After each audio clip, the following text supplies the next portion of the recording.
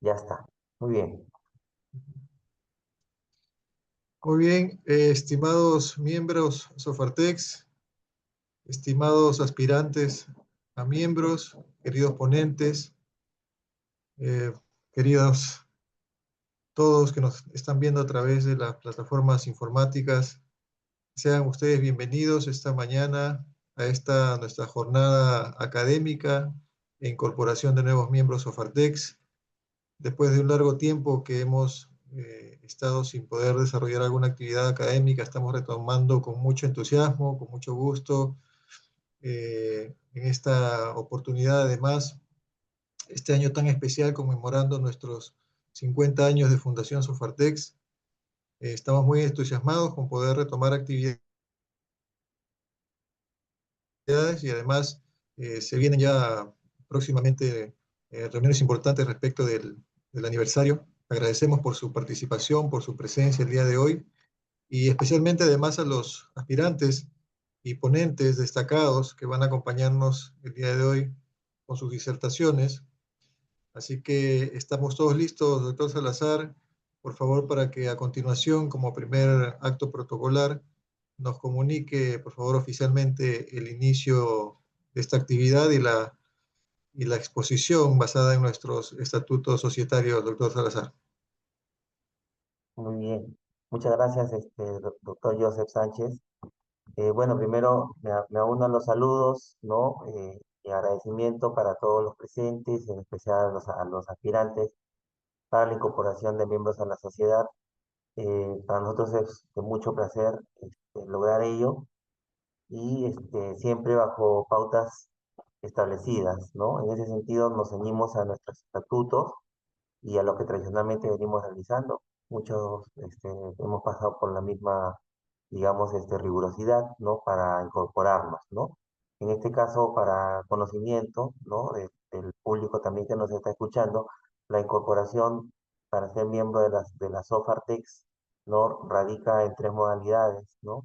Una modalidad radica en la presentación de un trabajo de investigación, la otra modalidad radica en la presentación de un trabajo académico y la otra modalidad es eh, convalidación a partir de un trabajo de investigación que presentó en algún congreso científico que realizó la Sofartex previamente, ¿no? Entonces, en ese sentido también la presentación para los casos de la modalidad de presentación de trabajo de investigación y de trabajo académico se realiza justamente en una actividad de esta naturaleza, en la cual los miembros presentes evaluamos previamente el file que solicitamos, que radica tanto en el currículum vitae, básicamente el currículum vitae y la experiencia que presenta en el área de la farmacología y de la farmacoterapéutica, ¿no? Entonces, es básicamente lo primordial, ¿no? Para poder ingresar a la Sofartex. El resto, después ya siendo miembro, pues viene una siguiente etapa de promoción de las actividades y evidentemente, pues las actividades son diversas y de mucha proyección. Así que, de alguna manera, pues los que estamos involucrados en la temática de farmacología y de farmacoterapéutica, encontramos en la Sofartex, ¿no? Una posibilidad de congratularnos en ese sentido y propender al impulso, ¿no? De estas ciencias en nuestro ámbito y desde nuestro ámbito para el mundo. Así que eso es lo que quería mencionar, estimado doctor Joseph, y le cedo la palabra. Muchas gracias, doctor Salazar, actual presidente de nuestra querida Sofartex. Y vamos a pasar a continuación entonces a presentar a nuestra primera ponencia del día de hoy. Por favor, se prepara también nuestro aspirante. Se trata de el profesor Julio Víctor Campos Florián. Él es el doctor en farmacia y bioquímica, maestro en ciencias, químico farmacéutico, del Departamento Académico de Farmacología de la Facultad de Farmacia y Bioquímica de la Universidad Nacional de Trujillo. Él nos va a presentar la ponencia titulada Actividad urolítica de cúrcuma longa en un modelo ex vivo de rata. Adelante, profesor Julio Víctor Campos Florián, bienvenido. Sí, muchas gracias, doctor Sánchez, doctor Salazar, miembros de Sofartech. También tengan ustedes muy buenos días. Muchas gracias por la presentación. Me permito compartir pantalla en este momento.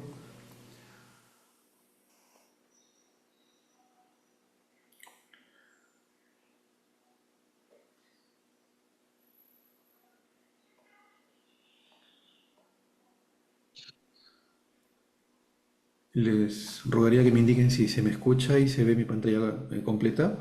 Sí se ve, Julio, sí se Correcto, ve. correcto, Correcto. doctor Julio. Más bien, por favor, a todos los presentes, aprovechar para indicarles y también a los ponentes que las preguntas que hayan respecto a las ponencias pueden desarrollarse en el transcurso de la ponencia a través del chat. Por favor, pueden escribir sus preguntas en el chat para de esta manera agilizar un poco la actividad. Se leerán al final de las ponencias si es que hubiese alguna pregunta. Muchas gracias, doctor Julio. Adelante con su ponencia. Gracias, doctor. Bien, nuevamente reitero el agradecimiento por permitirme compartir con ustedes esta experiencia en investigación. El título del tema se puede notar allí: actividad urolítica de cúrcuma longa en un modelo ex vivo de rata. Yo les estoy hablando desde Trujillo. Bien, si revisamos la evidencia disponible sobre litiasis urinaria, vamos a encontrar que tiene una prevalencia del 1 al 20% en la población en general, que el 11 al 15% de varones o el 7 al 8% de mujeres pueden experimentar algún síntoma relacionado con una litiasis urinaria, ¿no? Doctor, Eh, doctor, doctor Julio, disculpe, ¿podría poner el modo presentación de sus diapositivas? lo he puesto, a ver, voy a ver otra vez. Disculpen, a ver, otra vez.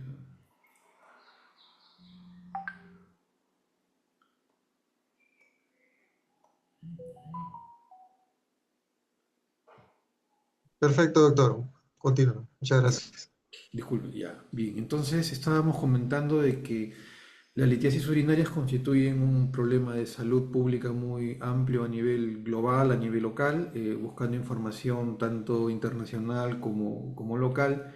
Entonces nos hablan de que hay un impacto significativo en la calidad de vida de las personas que pueden padecer esta manifestación, ¿no? Más aún, datos locales nos indican del 11 al 15% de varones y del 7 al 8% de mujeres pueden experimentar sintomatología al respecto, ¿no? Eh, si vemos el tratamiento médico, hay una estrategia terapéutica que es el MET, la terapia expulsiva médica, en donde se avala el uso de alfa bloqueantes, ¿no? Alfa bloqueantes, alfa 1 bloqueantes como la prazosina, como la terazosina o también la misma tamsulosina, ¿no? Entonces, bajo ciertas condiciones médicas, estos medicamentos se pueden utilizar en cálculos ureterales, ¿no? Eh, nuestra línea de investigación, dentro de nuestra línea de investigación tenemos la evaluación de la actividad antiadrenérgica. Nosotros trabajamos con modelos ex vivo, in vivo e in vitro también en nuestro laboratorio y venimos hace algún tiempo atrás ya trabajando con modelos de actividad adrenérgica o específicamente, como se ve en la parte inferior, modelos de actividad antiadrenérgica. Esos modelos de actividad antiadrenérgica utilizan rata de laboratorio y también, digamos, es un modelo netamente ex vivo. Nuestra línea también trata sobre uso de productos naturales o de origen natural con potencial actividad terapéutica. En ese sentido, nosotros habíamos estado trabajando desde hace algún tiempo atrás con la cúrcuma longa. Es un producto natural bastante conocido, quizás desde el punto de vista culinario, forma parte de los preparados, los potajes, pero también existe diversos tipos de investigaciones que avalan su uso, o mejor dicho, sus propiedades terapéuticas o potencialidades de actividades terapéuticas: antiinflamatorio, antiproliferativo, antioxidante. Hay estudios incluso que indican que se pudiesen utilizar en algunos tipos de neoplasias, aunque la evidencia no es del todo contundente. Entonces, nosotros habíamos estado trabajando con cúrcuma longa desde hace algún tiempo atrás, incluso conociendo que esta cúrcuma tiene dificultad a nivel de biodisponibilidad. Habíamos hecho algunos ensayos también de digestión in vitro para ver qué tanto perjudica o no el paso por el tracto digestivo de estos bioactivos, ¿no? Con respecto a su actividad que pueda tener, ¿no? Yéndonos al biomodelo, existe un biomodelo, como les explicaba, que se trabaja con conducto deferente de rata, reconociendo de que tanto el conducto deferente como la misma próstata son ricos en el receptor alfa-1, específicamente el subtipo A. Eh, entonces, este biomodelo se utiliza para encontrar sustancias naturales o no con potencialidad alfa adrenérgica o anti-alfa adrenérgica, ¿no? Específicamente ante el receptor alfa-1. Entonces hay diverso tipo de información que avalan este uso. Este es un modelo, como les decía, es un estudio netamente ex vivo, ¿no? Entonces, acá la idea es, si es que encontramos un efecto, ya sea facilitador o bloqueador, o sea, el agonista o el antagonista, nos deja una buena clarinada, una buena propensión de que esas moléculas o esos candidatos a fármacos pueden tener actividad en el receptor alfa-1. No necesariamente o no siempre necesariamente a nivel urológico, sino también puede ser a nivel vascular inclusive. Pero ya este biomodelo está validado y eso es lo que veníamos usando nosotros. Entonces, luego de obtener la aprobación del comité de ética, la aprobación respectiva, como les dije, trabajamos con el conducto deferente, se sacrifica el animal, se extrae el conducto deferente, se trabaja en un sistema que se le conoce como baño de órganos, temperatura, pH, ¿no? Las condiciones necesarias, la oxigenación, ¿no? Hay un software también que nosotros utilizamos, que es con el hardware que es el Power Lab, el baño de órganos. Hay un líquido nutritivo, de tal forma mantener viable, en este caso, el conducto deferente de rata. Em, Como les dije, veníamos trabajando con la cúrcuma longa. Esta cúrcuma nosotros la adquirimos de unos proveedores que exportan cúrcuma al extranjero, de Chanchamayo ellos, nos facilitaron la cúrcuma y en el laboratorio se procede a poder estabilizarla, quitar la humedad, hacer una solución extractiva. Nosotros trabajamos con etanol al 50% y luego de ello pasamos a estabilizar el extracto mediante rotoevaporación y posteriormente con liofilización, ¿no? El rendimiento que obtuvimos en este proceso es de 2%. Esto es importante mencionar porque nos permite saber de que puedes tener algún tipo de bioactivo que arrastra tu solución extractiva. Entonces, con todo ello, la hipótesis general del trabajo fue que si existe, digamos, o está avalado, mejor dicho, el uso de alfa bloqueantes como la tamsulosina o la prazosina o la terazosina en terapia expulsiva de cálculos a nivel ureteral, y sabiendo de que nosotros estábamos trabajando previamente ya con cúrcuma, ¿no? En trabajos anteriores, surgió justamente esa hipótesis por analogía, ¿no? Si encontrábamos un efecto antiadrenérgico en el biomodelo que les estaba mencionando, podemos también inferir de que esta cúrcuma potencialmente puede tener un efecto urolítico, ¿no? Entonces, para ello montamos este experimento, como les dije, trabajando con el órgano aislado, en este caso el conducto deferente. Ya habíamos preparado el extracto, la solución extractiva, en este caso a tres concentraciones. Trabajamos también de la mano con algunos colegas que hacen la parte molecular o identificación de bioactivos con espectrofotometría de masas.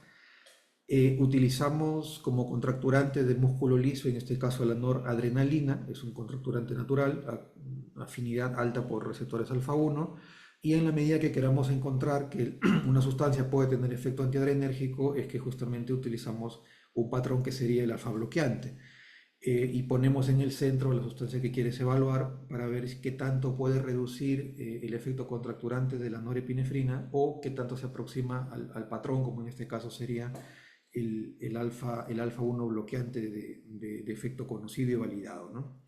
Entonces, luego de hacer eso, encontramos, pueden notar ustedes ahí en la gráfica, un porcentaje de inhibición en la medida de que conforme se vayan aumentando la concentración en este caso del extracto de cúrcuma, veíamos desde una aproximación al 20% hasta cercana al 50%. Ahí hay algunos cálculos, como por ejemplo si aumentamos 10 veces la concentración de la cúrcuma o del extracto de cúrcuma, podemos también aumentar el efecto inhibitorio en 4 veces. O sea, perdón, que si vamos desde un aproximado al 10%, podemos llegar hasta un 40 o incluso hasta un 50% de inhibición. Construimos curvas dosis-respuesta y habíamos encontrado esta gráfica o esta línea que observan ustedes ahí, la que está en la gráfica izquierda. La línea que se observa ahí es el efecto de la norepinefrina sola, utilizado solamente con placebo o con solución salina. Vemos el efecto contracturante típico que tiene. Y luego cuando incubábamos con la cúrcuma al 1 miligramo por mililitro, en base a la gráfica anterior, algo así como una especie de dosis media, observamos que ahora el efecto contracturante de la norepinefrina se desplaza hacia la derecha, ¿no? Entonces, conociendo de que este tejido que estamos trabajando es rico en receptores alfa-1 tipo A, alfa-1 adrenérgicos tipo A, entonces comienza a consolidarse la hipótesis, ¿no? O la aproximación de que tendríamos un efecto bloqueante alfa-adrenérgico. Comparamos en el gráfico que aparece en la parte derecha cuando utilizamos el patrón que les mencionaba. En este caso utilizamos el prazosin. Entonces tenemos a la curva de la izquierda, que es solamente la norepinefrina o noradrenalina. En la curva de la derecha estaría el prazosin como una especie de fármaco patrón o referencial. Y la curva que aparece en la parte central sería el extracto de cúrcuma longa, en este caso que es rico en curcumina, 1 miligramo por mililitro. Y estamos observando que se aproxima, se aleja, mejor dicho, de la norepinefrina y se aproxima un tanto a la prazosina. De hecho, la prazosina es un fármaco puro, en este caso, como principio activo, por eso que se observa ahí un efecto por 12, ¿no? Y mientras que en el caso del extracto de cúrcuma, tenemos un efecto de 2,5 que se aleja del efecto contracturante de la noradrenalina. Entonces, hasta ahí ya teníamos un efecto muy cercano a un alfa bloqueante, ya con la evidencia disponible respecto a los posibles efectos que pueda tener los curcuminoides, pero nuestro estudio como que estaba encontrando algo relativamente nuevo. Entonces, el siguiente paso, perdón, voy a retroceder. Entonces, ahí la siguiente hipótesis de trabajo que surgió era si es que este efecto potencial antiadrenérgico o alfa-1 bloqueante podría modularse vía alostérica, o sea, una modulación alostérica o una modulación ortostérica. El ortosterismo guarda relación con el mismo lugar, o sea, el antagonista actuaría en el mismo lugar donde actúa el agonista, endógeno preferentemente, mientras que la modulación alostérica guarda relación con un lugar distinto a donde se unía o se une naturalmente el endógeno agonista. Un ejemplo típico de esta modulación alostérica, por ejemplo, es con las benzodiazepinas, que se unen en el receptor GABA a un lugar distinto donde se une el GABA endógeno, ¿no? Nosotros apuntábamos hacia ortosterismo en esta hipótesis que surgió y desarrollamos un estudio paralelo, ¿no? al anterior, que es la regresión de Shield, ¿no? Esta regresión de Shield es un trabajo ya que tiene varias décadas en esta propuesta de la regresión de Shield, pero que te permite establecer si es que una sustancia se comportaría como antagonista competitivo. Entonces, este es un trabajo que viene en camino. Se trabajó nuevamente con este tipo de fármacos alfa bloqueantes y de por medio también el curcuminoide.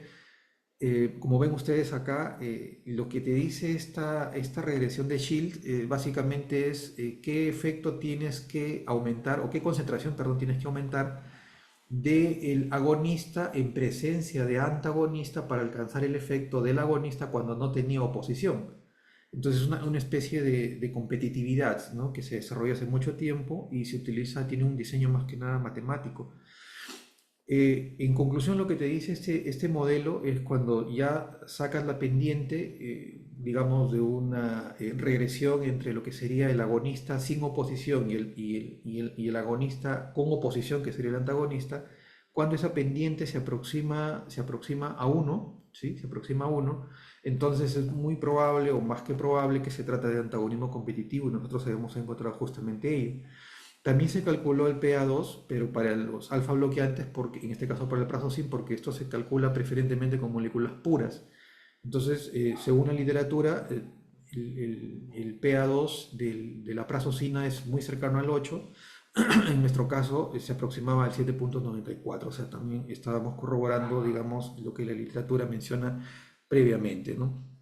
Con esto nos estaba quedando entonces que ya teníamos no solamente la posibilidad de saber de que los bioactivos de la cúrcuma tienen un efecto anti-alfa 1 adrenérgico, sino también que aparte muy posiblemente tendrían también un efecto de antagonismo competitivo, ¿no? En base a la regresión de Schill que les estaba comentando. Como les dije, paralelamente también al extracto que trabajamos, el extracto de cúrcuma en extracto hidroetanólico, se le trabajó, o mejor dicho, se le realizó espectrofotometría de masas y se encontraron tres bioactivos importantísimos. La curcumina, que es mundialmente conocida, diferoil metano, es quizás el bioactivo más conocido y que tiene más estudios de este producto, bueno, de la cúrcuma como tal. Y también está la curcumina 2, la curcumina 3, ¿no? Que pueden considerarse como moléculas emergentes, quizás no hay mucho estudio, no es que no tengan, a lo mejor falta estudiar más. En nuestro caso hemos encontrado estos tres en esta cúrcuma, ¿sí? Y revisando bibliografía relacionada justamente a la parte urológica, habíamos encontrado que sí hay estudios al respecto sobre la potencialidad que tiene en este caso esta curcumina, pero estos estudios más que nada están relacionados con la proliferación celular. Es bien conocido que la curcumina inhibe, por ejemplo, el factor NF-kappa beta, que modula la apoptosis. Es por eso que diversos tipos de revisiones o estudios, quizás a nivel de básico, investigación básica, encuentran que pueden tener efecto antiproliferativo. Hay estudios que indican el potencial que podría tener esta curcumina en hiperplasia prostática o en todo caso en cáncer de próstata, ¿no? Aunque, bueno, faltaría más evidencia quizás para que se pueda afirmar eso y que se pueda usar como tal, ¿no? Entonces, en nuestro estudio consideramos que es un estudio relativamente novedoso en el sentido de que ya se sabía, ¿no? Todos los efectos benéficos a nivel urológico que puede tener la cúrcuma a través de su bioactivo más importante, que es la curcumina, ¿no? Pero en nuestro estudio lo que estamos aportando es que por el biomodelo que les explicaba y por la analogía, la hipótesis que habíamos hecho, que ya los alfa bloqueantes no solamente se utilizan en hiperplasia prostática como tal o en hipertensión arterial, sino también se pueden usar como urolíticos, ¿no? Bajo ciertas condiciones, sobre todo en cálculos a nivel de ureterales, ¿no? Entonces nosotros en este modelo estamos encontrando que la curcumina o los curcuminoides, al tener el efecto alfa 1 bloqueante o anti-alfa 1 bloqueante, pueden contribuir justamente a favorecer o podrían contribuir a favorecer la expulsión de este tipo de cálculos, ¿no? Consideramos que es un aporte novedoso, obviamente necesita corroborarse con estudios quizás in vivo ya. Este es un estudio, como les mencionaba, es un estudio ex vivo. Y bueno, sumando un poquito más a la evidencia disponible que se tiene para la cúrcuma y sus curcuminoides, ¿no? En este trabajo, bueno, mi laboratorio es el laboratorio de farmacología y productos naturales acá en la Universidad Nacional de Trujillo. Trabajamos con un grupo grande de colegas, bueno, a nivel local, también a nivel fuera del país. Y bueno, agradecerles muchísimo por permitirme compartir con ustedes parte de esta experiencia que tenemos con los fármacos de acción a nivel adrenérgico y específicamente con estos curcuminoides. Ahí les presento mi universidad, acá en Trujillo, es una vista aérea, donde elaboramos. Bueno, gracias.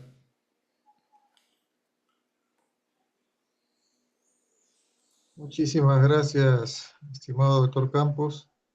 Muy agradecido por esta interesante ponencia, además viendo efectos que se han investigado en esta cúrcuma y que tienen un potencial en la terapéutica. Como dice usted, hay que avanzar con los estudios, pero las ciencias básicas nos permiten esto, ¿no? Nos permiten identificar las propiedades a través de la investigación básica justamente de estos compuestos que existen y están disponibles además y en nuestro país los tenemos a disposición y que podemos finalmente en el futuro poder utilizar en la terapéutica. Ahora con el advenimiento y el avance de la medicina translacional, incluso esto puede ser más rápido de lo que antiguamente nosotros teníamos que esperar para poder trasladar esto a la práctica médica. Así que bueno, le agradecemos nuevamente por su ponencia, doctor Campos, y ya sabemos, bueno, creo que le recordamos por intermedio del doctor Salazar de que las juramentaciones luego de las ponencias para el ingreso a Sofartex se van a dar de forma presencial en nuestra próxima actividad, pero desde ya agradecido con todos los ponentes que han sido pues inicialmente admitidos para poder estar aquí compartiendo con nosotros. Muy amable, doctor Julio. Vamos a continuar con las ponencias entonces. Muchas gracias. A ustedes, muy Le amables. damos, le damos paso ahora, por favor, para nuestra siguiente ponencia. Presentamos al eh, profesor Miguel Adrián Yan García. Por favor, él es médico cirujano, miembro del equipo semillero de investigación de la Facultad de Medicina de la Universidad Peruana Antenor Rego de Trujillo, Universidad Privada Antenor Rego de Trujillo, y nos va a presentar la ponencia titulada Actualización en el manejo farmacológico de la inadaptación a grandes altitudes. Adelante, por favor, con el doctor Miguel Adrián. Nos acompaña hoy día. Ahí está. ¿Se puede ver la Adelante, pantalla? doctor Miguel. Sí, se puede ver la pantalla, ¿no? Sí, correcto. Muy buenos días a todos los miembros de de la Sociedad Peruana de Farmacología y Terapéutica Experimental FARTEP, y muchas gracias por invitarme a la convocatoria de nuevos miembros. Hoy día voy a hablar sobre la actualización en el tratamiento farmacológico de la inadaptación a grandes altitudes. Hay que recordar que la inadaptación a grandes altitudes se compone principalmente de tres enfermedades: el mal agudo de montaña, también llamado MAN, el edema cerebral por grandes altitudes, que se llama JACE, el edema pulmonar a grandes altitudes, JAPE, y asociado al edema, a la hipertensión pulmonar, que se llama APA, que vamos a ver muy puntualmente más adelante. Usualmente, todo este grupo de patologías se presenta sobre los 2.500 metros sobre el nivel del mar. Es más frecuente en personas menores de 50 años, y en hombres y mujeres es muy similar la prevalencia. Aquí tenemos una pequeña tabla para recordar que hay muchas altitudes en el Perú y sobre todo en el mundo, donde lo que quería rescatar con esta tabla es que a mayor cantidad de altura es inversamente proporcional a la presión barométrica, la presión de oxígeno, la saturación y la presión de CO2. Así que hay que tener en cuenta, en caso que subamos, medir con los valores según la altura. Un grafiquito muy simpático, muy bonito, en el cual podemos ver el, la regulación de los órganos por hipoxia secundaria de las altitudes, donde lo más importante viene a ser el cerebro, donde a partir de los minutos, horas, inclusive puede llegar a semanas, un aumento del flujo cerebral. En el pulmón, un aumento continuo que lleva a llegar a una meseta sobre la ventilación y la presión pulmonar arterial. Lógicamente, los otros órganos son más importantes también. El mal agudo de montaña es un síndrome que se conforma de cefalea, alteración del tracto gastrointestinal, del sueño, fatiga, mareos. La clínica es inespecífica entre las primeras 6 a 12 horas, y el diagnóstico clínico es dado por Lago Luis, que fue descubierto en el 91. Y hay que tener en cuenta que el MAN siempre va de la mano del JASE-JAPE, ¿no? Van siempre de la mano. El edema cerebral con edema pulmonar. Los factores de riesgo son principalmente menores de 50 años, la velocidad de ascenso y la altura alcanzada. En el caso del edema cerebral, el principal factor de riesgo es la altitud mayor a 3.000 metros sobre el nivel del mar.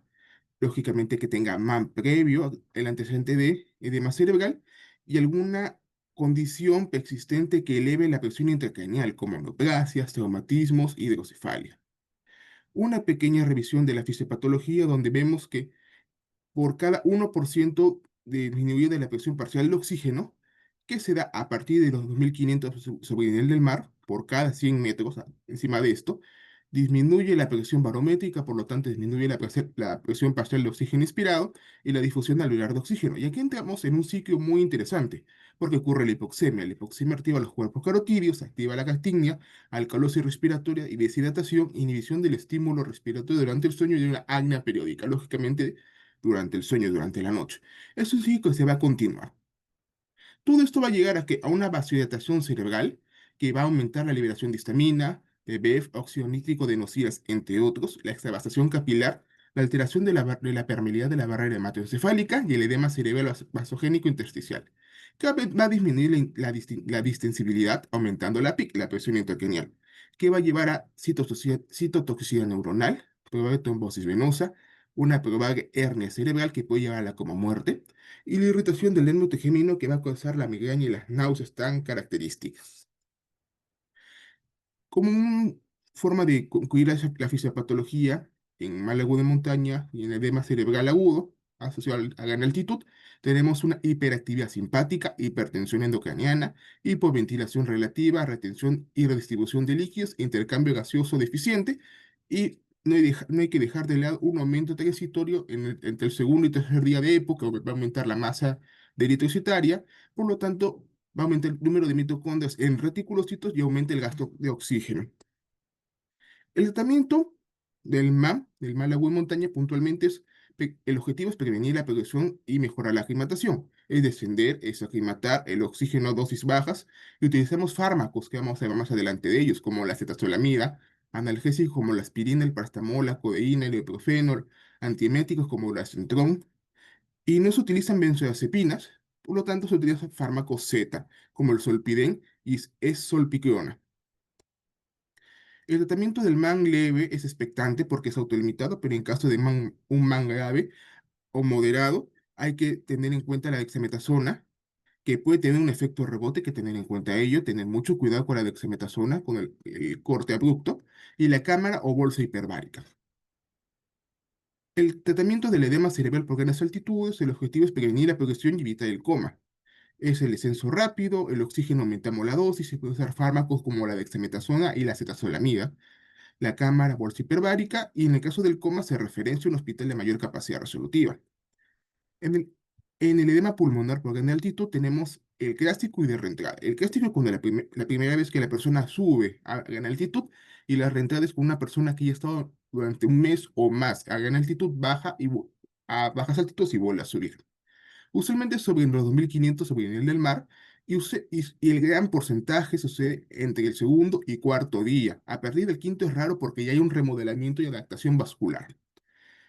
Lógicamente siempre va a estar de la mano del MAN y en caso de anomalías cardiovasculares como estenosis mitral, hipertensión pulmonar primaria y foramen oval, aumenta el riesgo. ¿Qué es lo que sucede en esta situación? Tenemos una hipoxia hipobárica, una respuesta ventilatoria deficiente, una hiperactividad simpática, una vasoconstricción irregular y exagerada, un aumento de la concentración de endotelina y disminución de la concentración de óxido nítrico, depuración inadecuada del líquido alveolar que va a generar un aumento de la presión arterial interpulmonar mayor a 35 a 40 milímetros de mercurio y una vasoconstricción desigual en capilares segmentarios y subsegmentarios que va a superar los 20 milímetros de mercurio. Esto va a ocasionar la insuficiencia de la barrera hematoalveolar, la ruptura de esta y por ende liberación de proteínas de alto peso molecular de líquido y células, generando un edema alveolar, un edema pulmonar irregular, la ruptura de las membranas basales de endoteliales y epiteliales y la hemorragia alveolar. El tratamiento para el edema cerebral de gran altitud, el oxígeno suplementario a la cabeza, el descenso de la aclimatación, limitar el esfuerzo físico, el frío, se puede usar cámara o bolsa hiperbárica, inclusive un CPAP. Y dentro de los fármacos tenemos el nifedipino, el tadalafilo, el sildenafilo, la dexametasona, y no se utiliza diuréticos, nitratos ni morfina, porque no se ha evidenciado que tenga una relevancia estadísticamente significativa.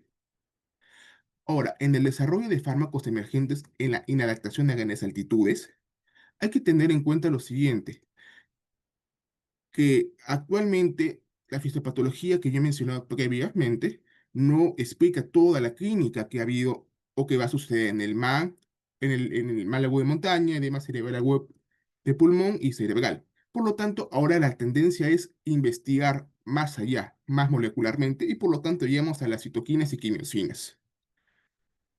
Todas las citoquinas y quimiosinas que ustedes ven acá son las quimiosinas y quimiosinas que se han encontrado en la literatura médica que está avalado y relacionado a los problemas de altitudes. Tenemos, por ejemplo, la interleucina 1B, la 17, la 6, que usualmente se encuentra elevado en el MAN y que va a producir inflamación y daño neurológico, sin dejar de lado el TNF-alfa y la vía del factor nuclear kappa B. En el caso del edema cerebral, tenemos, por ejemplo, la interleucina 1B, la 6, el TNF-alfa, el factor de necrosis tumoral alfa, principalmente a la cabeza, por la vía del factor nuclear kappa B, que van a producir fuga de cerebrovascular y edema vasogénico. Y en edema pulmonar a grandes altitudes tenemos a la cabeza la interleucina 1B, la interleucina 1,6 y el factor de necrosis tumoral alfa, que va a generar remodelación vascular patogénica, o sea, no está controlado porque es muy abrupto, lo que causa una disfunción endotelial. Tenemos los fármacos que usualmente utilizamos en el tratamiento del mal agudo de montaña, del edema cerebral agudo y del edema pulmonar agudo, asociado a grandes altitudes. Pero sabemos que la cetosalamina es una base carbónica, pero aparte también tiene una regulación con las citoquinas y quimiosinas, por ejemplo, aumenta el antagonismo del receptor interleucina 1 y va disminuyendo la interleucina 1 beta, el TNF-alfa, el MPC y el interferón gamma. El ibuprofeno clásico, pero el clásico AINE queda netamente relegado a ser un tratamiento sintomático porque no altera a las citoquinas y quimiosinas como en algún momento se propuso. El nifedipino, un bloqueador de canal de calcio que se utiliza para la hipertensión, activa y aumenta la vía del factor nuclear kappa beta, inhibiendo o disminuyendo las moléculas de adhesión, por lo tanto disminuye la interleucina 1 y el factor de necrosis tumoral alfa. El tadalafilo, inhibidor de la fosfodiesterasa, disminuye el estrés oxidativo, por lo tanto se puede considerar como un poderoso antioxidante. Y la dexametasona, que es un potente glucocorticoide, también tiene un efecto al disminuir interleuquinas como la interleuquina 6, el TNF-alfa. Las terapias fitofarmacológicas es el nuevo boom, es a donde aspiramos. Según la literatura, mayormente es en China, donde están haciendo este tipo de investigación. Y tenemos tres fármacos o plantas derivados para el tratamiento del mal agudo de montaña. Tenemos la rodiola, que va a inhibir la concentración del factor necrosis tumoral, perdón, del TNF cardíaco, evitando la progresión del daño cardíaco. En el caso del ganoderma, que viene a ser un extracto de hongo, va a modular la red de citocinas, estabilizando el eje HIF-1 alfa y el factor nuclear kappa beta, lo que va a prevenir la neuroinflamación. En el caso de los gránulos Danchen Qijin, que es de la medicina tradicional china, que se componen de tres fármacos, tres plantas, es un mecanismo aún en estudio, están todavía en un estudio clínico, pero se ha encontrado que disminuye el TNF-alfa y la interleucina 6. En el caso del edema cerebral agudo por altitud, tenemos la THF, que es una flavona sintetizada de la glicina que viene del maracuya, que es una de las plantas que encontramos en la glicina, que disminuye el estrés oxidativo y tiende a aumentar el glutatión reducido, el superóxido dismutasa y a disminuir el peróxido de hidrógeno y el MDA, el mal long aldehído. En el caso de la puerin, que también es un flavonoide, lo podemos encontrar acá en el Perú como Cuxu, va a disminuir el edema cerebral por aquaporina 4 porque disminuye el TNF-alfa y las vías del factor nuclear kappa B y del MAC quinasa. Y el ginostema, que es el GP14, va a inhibir la vía del factor nuclear kappa B y va a generar una polarización de la microglia de forma negativa en M1 y de forma positiva en M2. En el caso del edema pulmonar agudo, tenemos el campeferol, el ginsenoide, que en este caso vamos a encontrar en el achut y la sangre de grado respectivamente, que va a generar una disminución de la respuesta inflamatoria pulmonar debido a la vía del PI3 quinasa. En el caso de la quercetina, es también un flavonoide, encontrado en el frijol de palo, tenemos una disminución de la vía del factor nuclear kappa B, ICAM1, BCAM1, selectina P, y todo esto va a disminuir la fuga transvascular que ya hemos hablado previamente. Y el extracto de la hoja de espino amarillo va a disminuir los radicales libres, va a aumentar el glutatión reducido, va a aumentar el glutatión peroxidasa y va a disminuir la fuga transmuscular. Y tenemos fármacos, bueno, en este caso dos son moléculas todavía no aprobadas por la FDA, pero tenemos fármacos como irbesartán, que inicialmente se utilizó como antihipertensivo, pero vamos a poder ver que se utiliza también para la hipertensión pulmonar asociada a edema pulmonar. ¿Por qué? Porque va a disminuir el daño oxidativo y la cascada inflamatoria por inhibición del receptor de angiotensina 1, va a modular la hipertrofia y hiperplasia del músculo liso, reduciendo la hipertensión, y eso vamos a ver una disminución de interleucina 6 en sangre. Por lo tanto, este es un reposicionamiento de fármacos. En caso del Lexidin 4, que aún no está aprobado por la FDA, que es el péptido agonista del receptor peptídico 1 similar al glucagón, él protege la barrera hematoencefálica al inhibir el factor nuclear kappa B, aumentando el BEF y activando la angiogénesis. Y en el caso del Solnative, que es el péptido sintético que imita el dominio tipo lectina al TNF-alfa, va a aumentar la expresión de la acudina entre las células epiteliales alveolares. Lecciones para llevar a casa es la investigación actual se centra en modular la inflamación y el estrés oxidativo como ejes centrales del daño cerebral y pulmonar inducido por la hipoxia. El bloqueo de vías moleculares como el factor nuclear kappa B emerge como una estrategia clave para reducir el edema, la disfunción endotelial y remodelación vascular, ya que es una de las vías más encontradas actualmente.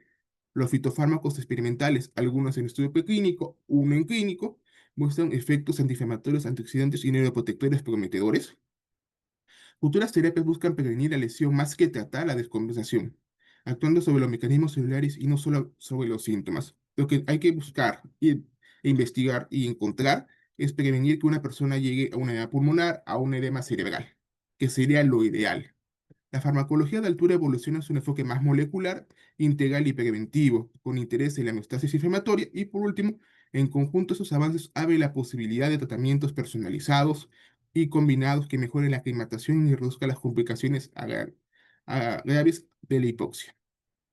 Esas son mis referencias. Muchas gracias. Quedo presto a responder sus preguntas, si es que hay.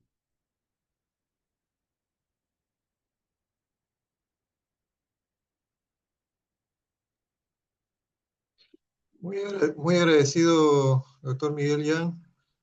Excelente ponencia y participación el día de hoy en nuestra actividad Sofartex. Siempre interesantes estos temas relacionados con el mal de altura, que ya durante tantas décadas se vienen estudiando, investigando, y aún se siguen buscando nuevas dianas farmacológicas y mecanismos de acción para los fármacos que buscan tratar esta condición, especialmente para evitar las complicaciones, como bien refiere. Vamos a ver si hay alguna pregunta, por favor. Ahí tenemos una pregunta, doctor Yan, dice la doctora Karim eh, Olascuaga. ¿Qué plantas pueden ser motivos de investigación en mal agudo de montaña en Perú? Me consulta, doctor. En Perú tenemos, por ejemplo, el ganoderma, que es un hongo, tenemos el cuxo, el achote, las agregados, el frijol de palo, pero me quería centrar, por ejemplo, en el maracuyá, ya que es una de las moléculas más prometedoras, debido a que tiene glicina. Proviene del género Passiflora y en el Perú tiene al menos tres formas diferentes de presentación. Por lo tanto, este sería una inicio de una fuente de investigación importante por comparar los diferentes tipos de glicina en diferentes formas de presentación en el Perú, ¿no? Muchísimas gracias por su respuesta, doctor. Si habrá alguna otra pregunta. Al parecer no, doctor. Le agradecemos mucho por su ponencia. Muy interesante. Y hasta una próxima oportunidad, doctor. Ya próximamente nos estaremos reuniendo de manera presencial para poder hacer la juramentación respectiva. Gracias, doctor. Felicitaciones. Gracias por la oportunidad. Bien, estimados presentes, a continuación pasamos a la siguiente ponencia, que está a cargo de la profesora Laura Mori Yontop.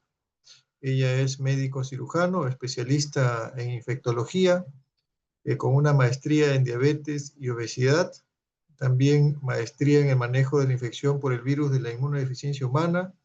Es docente de farmacología de la Facultad de Medicina de la Universidad Peruana Cayetano Heredia y además es médico del Hospital Cayetano Heredia. Le damos la bienvenida a la doctora Laura Mori, que nos va a presentar el día de hoy la ponencia titulada Encefalitis por Bartonella, Gencelae en pacientes pediátricos, revisión de los antibióticos utilizados.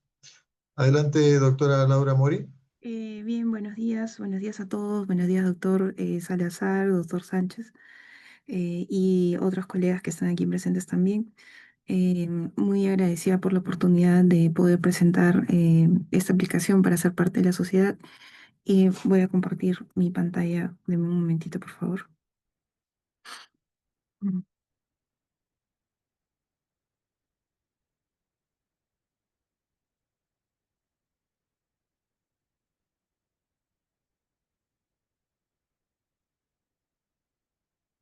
Me parece que pueden ver mi pantalla.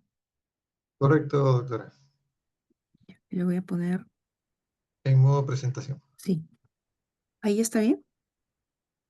Correcto, doctora, adelante.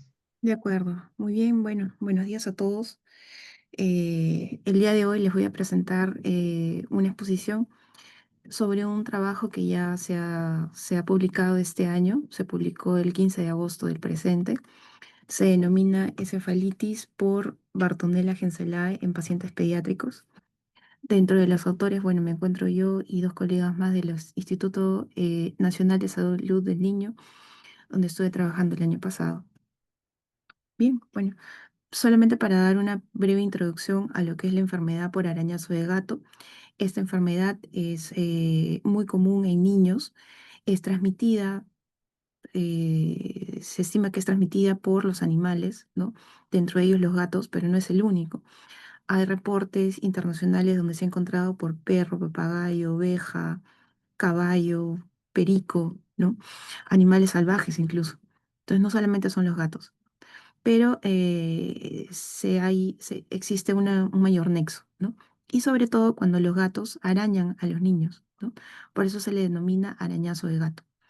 Y se estima de que esta bartonela se encuentra debajo de las uñas de los gatitos, sobre todo de los gatos menores de 2 años, ¿no? Ahí es donde predomina la bacteria y al momento de tener contacto con el paciente, pues lo inocula, ¿no? Cuando la persona o el niño hace la enfermedad, ¿no? Se denomina enfermedad por arañazo de gato. El niño puede hacer bacteremia, puede hacer endocarditis, puede hacer infecciones a nivel del sistema nervioso central, ¿no? Entonces, nosotros, los humanos, los niños, nos convertimos en un huésped accidental tras este arañazo o mordedura, ¿no? Del gato. Y el antecedente no siempre se puede encontrar, ¿no? Entonces, por eso hay que ser muy vigilantes, sobre todo con los niños, ¿no? Y bueno, mencionar de que, ¿cuál es la clínica? La clínica habitual es de que los pacientes tengan los ganglios inflamados, ¿no? Algunas adenopatías, sobre todo cerca al lugar de inoculación del arañazo. Acá tenemos una fotografía donde tenemos la región axilar de un niño donde está comprometida, ¿no?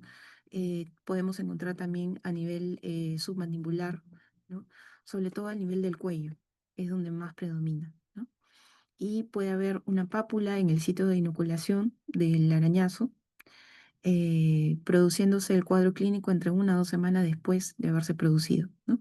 Se produce una adenitis regional y el curso de esta enfermedad es benigno, se autolimita, algunos pacientes presentan fiebre, a veces puede haber incluso absceso de los ganglios que están agrandados, ¿no? Dentro de las manifestaciones clínicas tenemos diferentes, ¿no? Pero voy a resaltar la parte neurológica porque es la que hemos analizado en lo que es la serie de casos. Aquí se presenta lo que es encefalitis, meningitis, puede haber neuropatía periférica, hemiplegia, como si se tratara de un ACV, ¿no? Epilepsia, convulsiones, coma, ¿no? Entonces, el compromiso neurológico que puede haber en los niños es muy variado, ¿no? Aparte de este compromiso, puede haber otro a nivel de hueso, a nivel abdominal, ¿no? Pueden haber complicaciones o abscesos que se forman a nivel del hígado vaso, a nivel ocular, pulmonar o incluso una endocarditis, ¿no? ¿Cómo hacemos el diagnóstico? El diagnóstico se hace mediante la biopsia y serología, ¿no? El cultivo es bien difícil, ¿no? De hacer, se tiene que hacer un cultivo muy, muy largo, ¿no? Pero por lo general lo hacemos con serología, tanto IgM para detectar la fase aguda de la enfermedad y la IgG para detectar la fase crónica de la enfermedad, ¿no? Bien, entonces vamos ahora a la presentación de lo que son, lo que fue la serie de casos, ¿no? Ya habían mencionado que la enfermedad por arañazo de gato es una zoonosis causada por Bartonella henselae, transmitida por el gato principalmente. Afecta predominantemente a niños y adolescentes. Es el grueso de pacientes donde tenemos mayor infección. En adultos puede darse, pero es en niños donde tiene un nicho muy grande, ¿no? Las manifestaciones neurológicas son poco frecuentes, pero pueden ser graves, ¿no? Porque simulan muchas patologías muy graves, ¿no? Entonces confunde el diagnóstico, pero para eso nos ayuda la historia clínica la clínica, ¿no? Entonces, aquí el objetivo fue describir una serie de casos de pacientes con encefalitis por Bartonella henselae en niños peruanos, ¿no? Como antecedente, tenemos de que esto ya ha sido estudiado. Por ejemplo, en el año 2012 se diagnosticaron, ¿no? Se identificaron 86 niños con adenitis y serología positiva para enfermedad por arañazo de gato en Lima. En Estados Unidos también se tienen algunas tasas, por ejemplo, 0,6 por 100.000 menores, en menores de 18 años, ¿no? Y en ellos, durante la hospitalización, se tienen las manifestaciones habituales, por ejemplo, fiebre, adenopatías, dolor en la zona, ¿no? Pero la encefalitis y los síntomas neurológicos caen dentro de las manifestaciones atípicas. Como ya hemos mencionado, no son muchas, pero lo importante de esto es que si se hace el diagnóstico de manera temprana, se puede tratar al paciente con antibióticos, ¿cierto? Y el paciente va a tener un buen pronóstico, ¿no? Vamos a ver también algunas imágenes que les he traído, ¿no?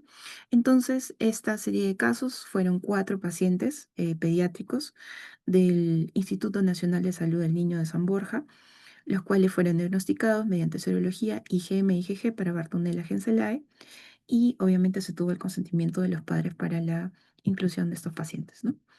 Tenemos entonces el caso uno, es un niño de 12, está vivo, ¿no?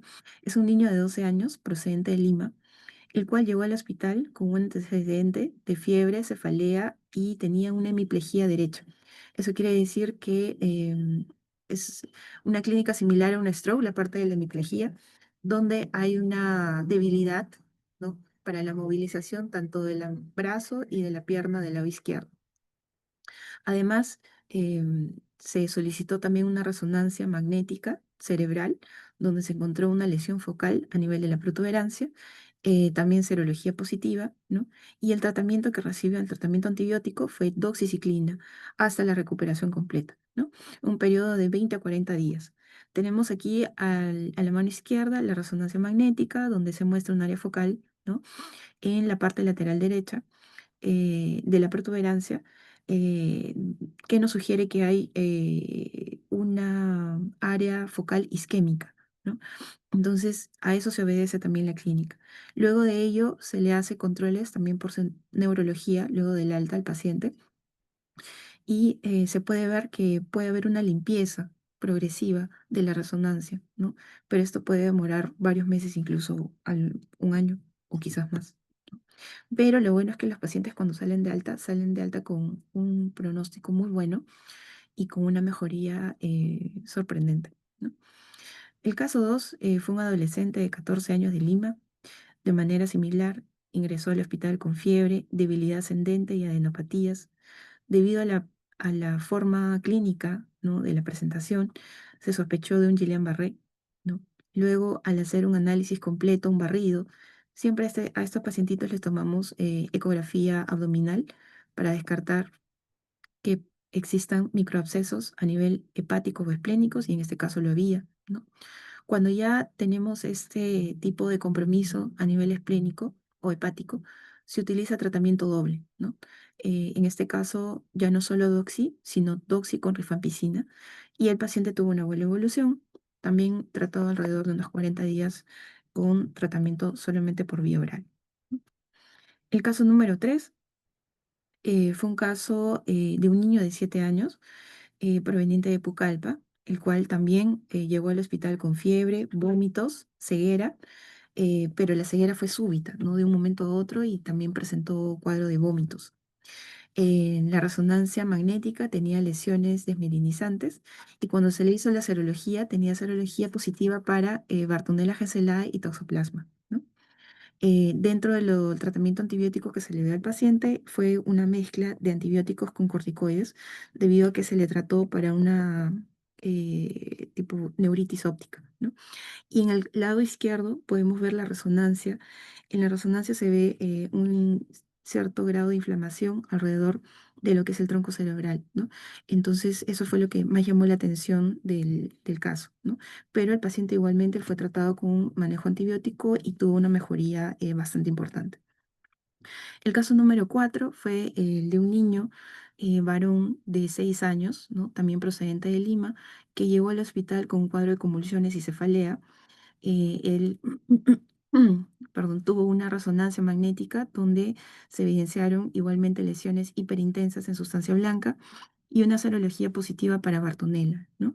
La serología se puede solicitar durante la hospitalización, pero demora en llegar, aproximadamente unos 7 a 10 días. Entonces, es en ese tiempo donde no tenemos a veces muy claras las herramientas, si existe una sospecha diagnóstica alta con un antecedente de tener gatitos, ¿no? Paciente previamente sano, se podría iniciar tratamiento de manera empírica, ¿no? Y este paciente recibió acitromicina con rifampicina por 21 días, teniendo una evolución favorable. Entonces, a manera de discusión de la serie de casos, tenemos que la Bartonella geselae puede afectar el sistema nervioso central de manera directa o indirecta, ¿no? Existe una invasión de la microglía, una respuesta inmunitaria. Hay algunos estudios que se han hecho post-mortem, algunos que se han hecho in vitro, ¿no? Y nos sugieren que existe una invasión por parte de la Bartonella a este nivel, ¿no?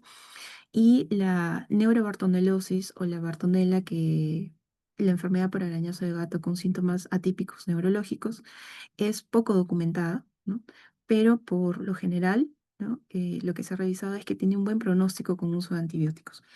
Y esto es lo que motiva el traerlo a esta exposición.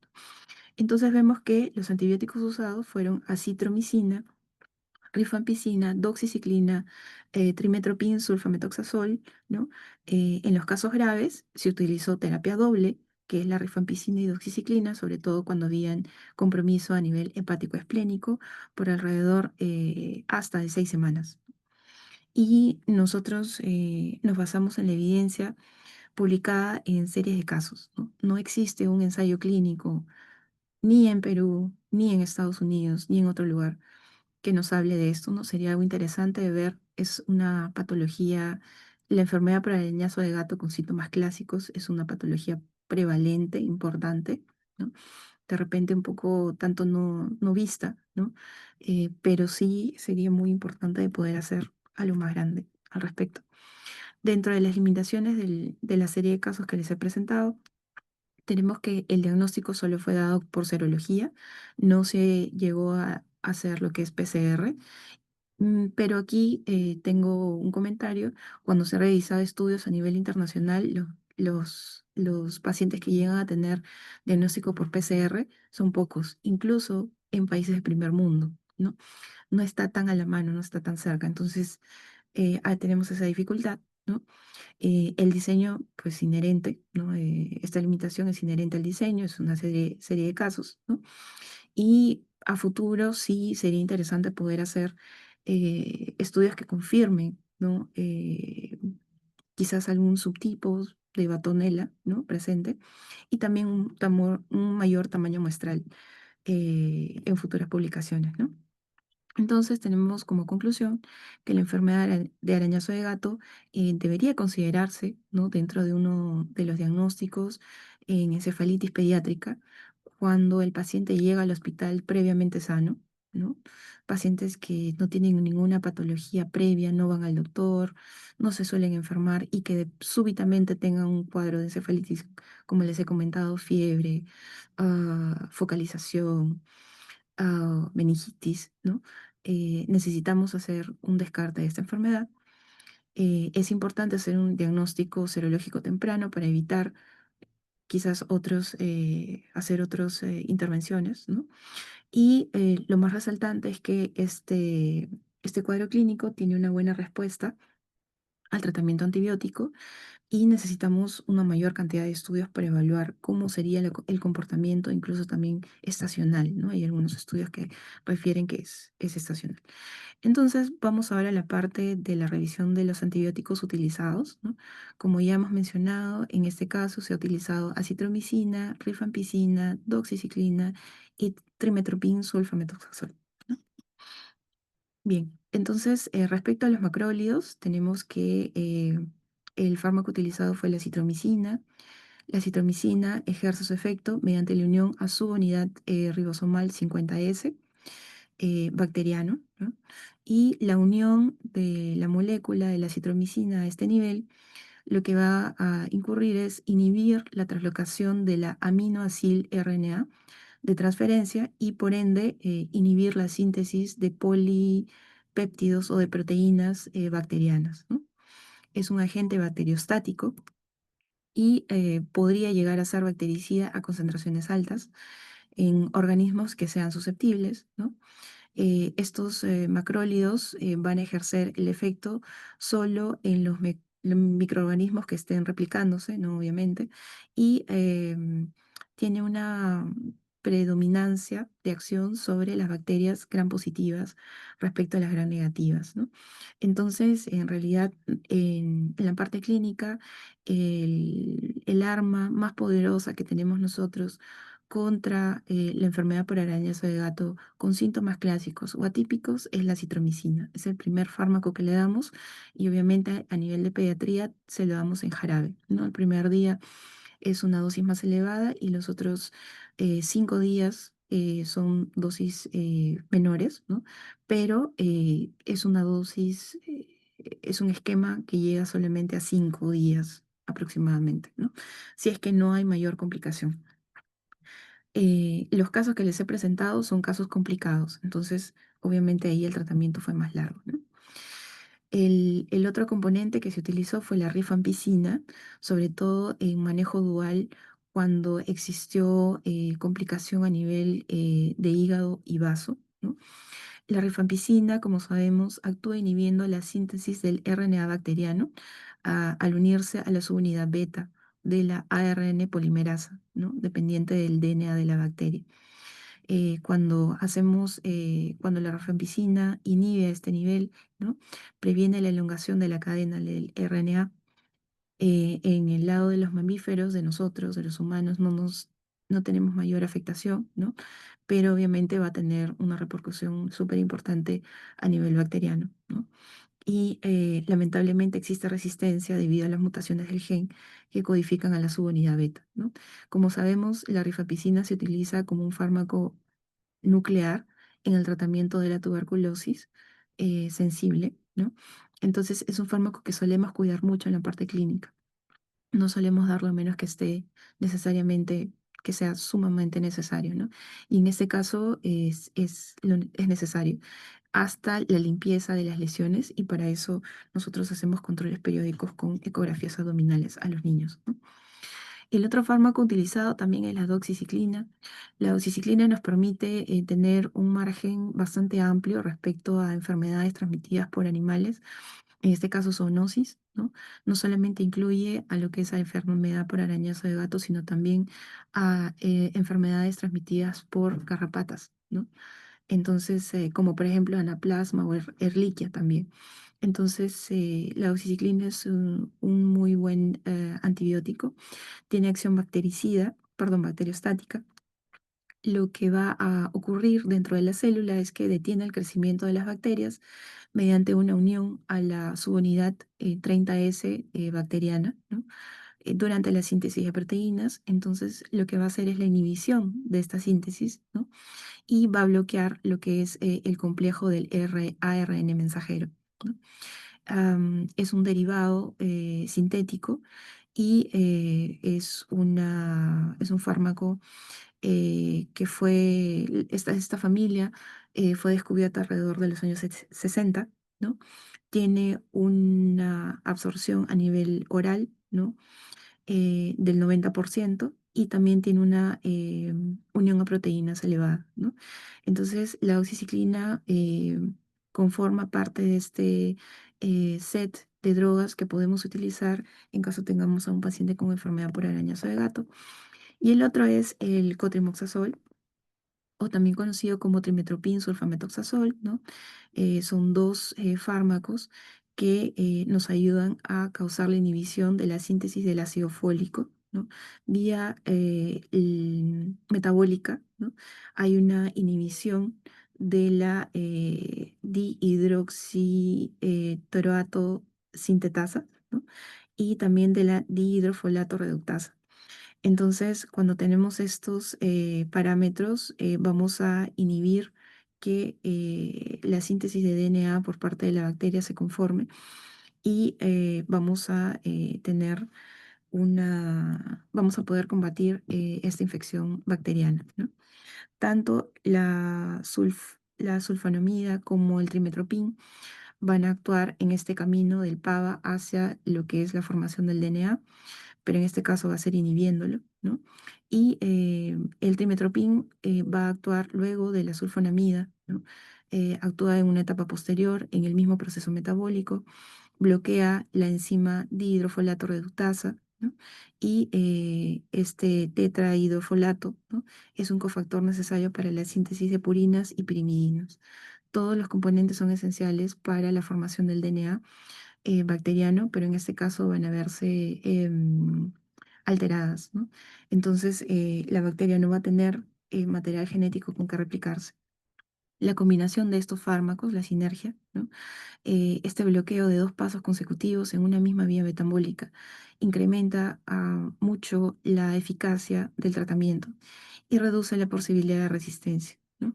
Por ello es que consideramos al cotrimoxazol como una herramienta terapéutica dentro de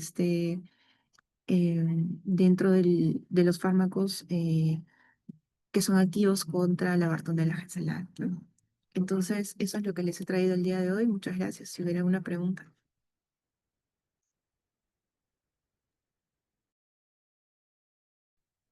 Muchísimas gracias por su ponencia, doctora Laura Mori. Le agradecemos por esta actualización de este tema tan interesante y que además donde nos comparte respecto de la antibiótico-terapia, que es relevante en estos casos y que, como podemos apreciar en nuestra sociedad, además hay un uso indiscriminado de distintos antibióticos que, como bien lo refiere usted, son utilizados eh, para patologías importantes, trascendentales aquí en nuestro país, como la tuberculosis. Por ejemplo, la citromicina que menciona y que es de primera línea en estos casos, imagínese, ante cualquier proceso menor respiratorio hay una receta indiscriminada de este tipo de antibióticos, por ejemplo. Entonces, vale la pena tener en cuenta estas actualizaciones, doctora, para poder considerar también el uso racional de los antibióticos, que siempre es importante. Vamos a ver, por favor, si hay alguna pregunta en el chat. Dice, correcto, el doctor Salazar consulta, doctora, si hubieron algunas RAM en los casos clínicos que presentó. Bueno, gracias por la pregunta, doctor Salazar.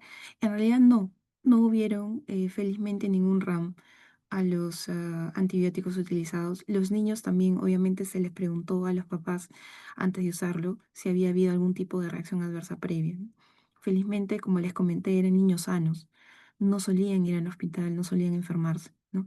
Entonces, eso también eleva la sospecha diagnóstica, ¿no? Y ahora cuando eh, estoy en el hospital y recibo una interconsulta y es un niño con un cuadro neurológico, siempre hay que preguntar, previamente sano, tenía alguna enfermedad, ¿no? Porque ya, por ejemplo, si hay una derivación ventricular, si hay algún antecedente de epilepsia o algo así, ya el escenario cambia, ¿no? Pero siempre eso siempre lo preguntamos, ¿no? Y en este caso, bueno, no hubo ninguno, no hubo ninguno. Pudimos hacer el seguimiento, se le dio a los tratamientos a los niños y luego obviamente tuvieron seguimiento tanto por neurología como por infectología al alta. Ujú. Muchísimas gracias, doctora Laura, por su respuesta. Si no hubiera alguna otra pregunta de los presentes, ¿sí? Si no, le agradecemos nuevamente, doctora Mori, por su brillante ponencia. Y bueno, ya pronto nos estaremos reuniendo seguramente de forma presencial. Ahí vamos a dar las comunicaciones al respecto para poder hacer sus juramentaciones respectivas. Muchas gracias. Muy buenos días. Gracias, doctores. Buenos días. Bien, estimados colegas, amigos, miembros de la sociedad, público presente, nos han comunicado de último momento que nuestra siguiente ponente, la doctora Fiorella Díaz, que se encuentra además de turno en el trabajo como médico internista que es, ha tenido una contingencia de último momento y bueno, nos va a dejar pendiente por favor el desarrollo de su ponencia. Les comunico además que tenemos varios aspirantes adicionales que también van a quedar pendientes de ponencia y que nos motiva también mucho porque vamos a tener próximas reuniones, jornadas académicas que podemos organizar. Incluso esperamos pues generar toda una jornada mucho más amplia próximamente. Les agradecemos mucho por su participación y presencia el día de hoy y dejo para las palabras finales a nuestro presidente, el doctor Alberto Salazar. Doctor Salazar, adelante, por favor. Bien, muchas gracias, doctor Joseph. Bueno, primero manifestar que me siento muy alegre por las ponencias que hemos podido escuchar el día de hoy. Todas son de gran nivel y eso me alegra bastante y me dice que estamos por un buen camino. La coincidencia de los colegas y el manejo en los temas que han presentado es bastante interesante, bastante importante y eso congratula pues una jornada académica tal cual. Así que muchas gracias al doctor Julio Campos, al doctor Miguel Yang y a la doctora Laura Mori por sus presentaciones. Reitero, las tres presentaciones de gran nivel y eso me da mucha alegría. Así que vamos a concluir, ¿no? No sin antes, como mencionaba el doctor Yusuf, tenemos una serie de actividades en marcha. Estamos en el año 50 aniversario 50 de la Sofartex, fundada el 8 de octubre de 1975. Es una de las sociedades científicas más antiguas del Perú y vigentes. Y por eso también es importante que sigan sucediendo las incorporaciones. Así que aprovechamos para invitar a todas las personas que nos estén escuchando también a hacer su postulación y pasar pues, por esta sociedad que tiene bastantes oportunidades. Así que muchas gracias. Felicitaciones al doctor Julio Campos, al doctor Miguel Yang y a la doctora Laura Mori. Y ya nos estamos encontrando para fin de mes de noviembre, que es las fechas más probables que estamos planificando, para la juramentación de tanto de los tres colegas presentes el día de hoy como los siguientes que vamos a buscar una segunda fecha antes de la ceremonia de los 50 años donde van a incorporarse los nuevos miembros oficialmente. Eh, Muy probablemente lo estemos haciendo también en el Colegio Médico de Lima, así que bueno, esperamos realmente poder contar con todos en aquellas fechas, también para los miembros societarios que están en este momento en la sala, comentarles que estamos ya, gracias a la gestión del doctor Joseph Sánchez, habilitando el Colegio Médico para celebrar nuestros 50 años en esa casa. Así que nada, muchas gracias y que tengan todos muy buenas tardes. Buenas tardes, nos vemos. Buenas Muchas tardes. gracias. Buenas tardes Saludos, con Alberto. todos. Julio, Buenas felicitaciones. tardes. Todos felicitaciones Saludos, también. saludos. Felicitaciones a Hasta luego. todos. Bienvenidos a Gracias. la Sociedad de Hasta Farmacología del Perú. luego. Cuídense. Hasta Felicitaciones, luego. Felicitaciones a expositores. todos, doctores. Gracias a Felicitaciones. todos. Hasta luego.